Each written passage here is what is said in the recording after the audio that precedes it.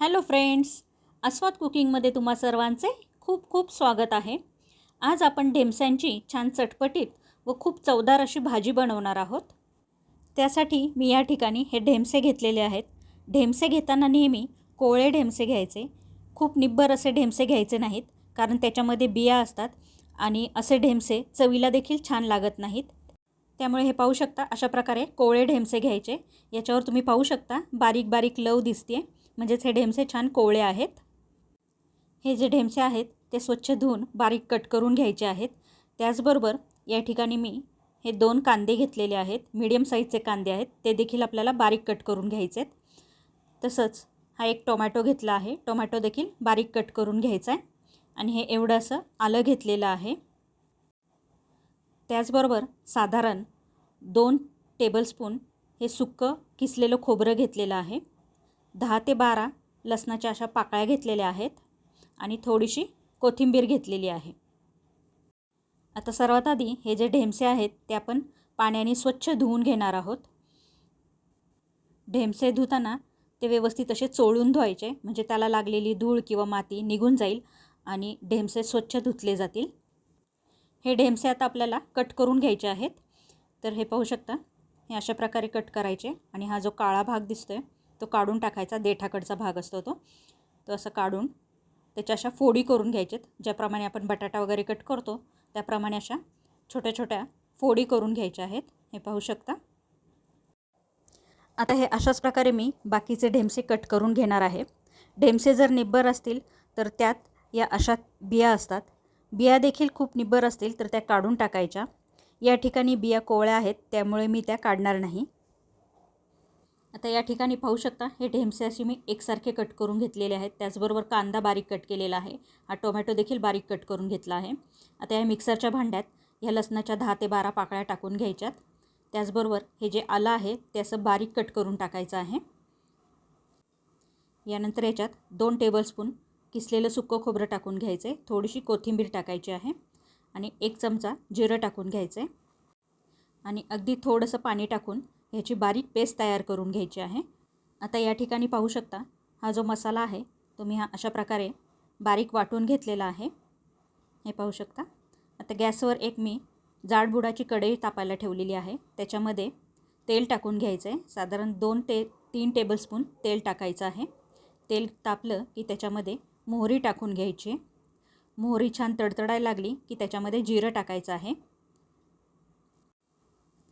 यानंतर याच्यात कढीपत्त्याची पानं टाकून घ्यायचे आणि हा बारीक कट केलेला कांदा आहे तो देखील टाकून घ्यायचा आहे आणि हे छान परतून घ्यायचं आहे। या ठिकाणी कांदा आपल्याला छान गुलाबी रंगावर परतून घ्यायचा आहे। हे पाहू शकता अशा प्रकारे। आता याच्यामध्ये जे आपण वाटण तयार केलं होतं ते टाकून परतून घ्यायचे। हे पाहू शकता अशा प्रकारे।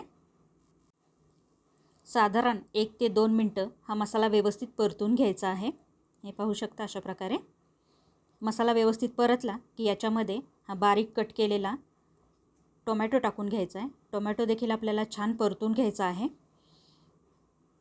आता याच्यात चवीप्रमाणे मीठ टाकून घ्यायचे, त्याचबरोबर हिंग, हळद, कांदा लसूण मसाला 2 चमचे कांदा लसूण मसाला टाकला आहे मी आणि 1 चमचा काश्मीरी लाल मिरची पावडर टाकायची आहे आणि हे छान मिक्स करून घ्यायचं आहे आणि व्यवस्थित परतून घ्यायचं आहे। आता गॅसची फ्लेम कमी करायची आहे आणि ह्याच्यावर झाकण ठेवून एक 2 ते 3 मिनटं हा मसाला छान शिजू द्यायचा आहे। हे पाहू शकता अशा प्रकारे 2 मिनटानंतर हा मसाला व्यवस्थित परतला जातो। छान मिक्स करून घ्यायचा आहे। आता याच्यामध्ये आपल्याला हे कट केलेले ढेमसे टाकून घ्यायचे आहेत। ढेमसे देखील छान मिक्स करून घ्यायचे आहेत मसाल्यामध्ये। हे पाहू शकता। यानंतर याच्यावर झाकण ठेवून एक 2 मिनटं वाफ काढून घ्यायची आहे। 2 मिनटानंतर झाकण काढून पाहूयात। हे पहा, पुन्हा असं छान मिक्स करून घ्यायचं आहे आणि आता याच्यामध्ये थोडंसं कोमट पाणी टाकून घेणार आहे। हे पाहू शकता। हे देखील छान मिक्स करून घेऊयात आणि आता पुन्हा याच्यावर झाकण ठेवून हे व्यवस्थित शिजून घ्यायचं आहे।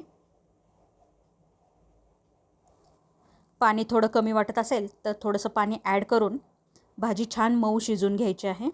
तर मी ह्याच्यात थोडंसं पाणी ॲड केलेलं आहे आणि 1-2 मिनटं पुन्हा झाकण ठेवलेलं होतं. आणि आता पाहू शकता ही भाजी अगदी व्यवस्थित छान मऊ अशी शिजलेली आहे. हे पाहू शकता. ही ढेमस्यांची भाजी तयार झालेली आहे. आता मी गॅस बंद करते आणि ही भाजी एका बाउलमध्ये काढून घेते. पाहू शकता भाजीला किती सुंदर असा रंग आलेला आहे. भाजी अगदी व्यवस्थित शिजलेली आहे. मी फार कोरडी केलेली नाही, अशी थोडीशी लपतपीतच ठेवलेली आहे भाजी. अशा प्रकारे ही छान चमचमीत आणि टेस्टी अशी ढेमस्यांची भाजी तयार झाली आहे. ही भाजी भाकरी किंवा चपातीबरोबर खाऊ शकता. तुम्हाला आजची ही रेसिपी जर आवडली असेल तर व्हिडिओला लाईक करा. तुमचे मित्रमैत्रिणी, नातेवाईक यांच्याबरोबर हा व्हिडिओ जास्तीत जास्त शेअर करा. आणि सगळ्यात महत्त्वाचं म्हणजे तुम्ही अजून जर चॅनलला सबस्क्राईब केलं नसेल तर लवकरात लवकर चॅनलला सबस्क्राईब करा. म्हणजे अशाच छान छान नवनवीन रेसिपीज तुम्हाला नेहमीच पाहता येतील. चला तर मग पुन्हा लवकरच भेटूया अशाच एका छानशा नवीन रेसिपीसोबत. तोपर्यंत बाय बाय.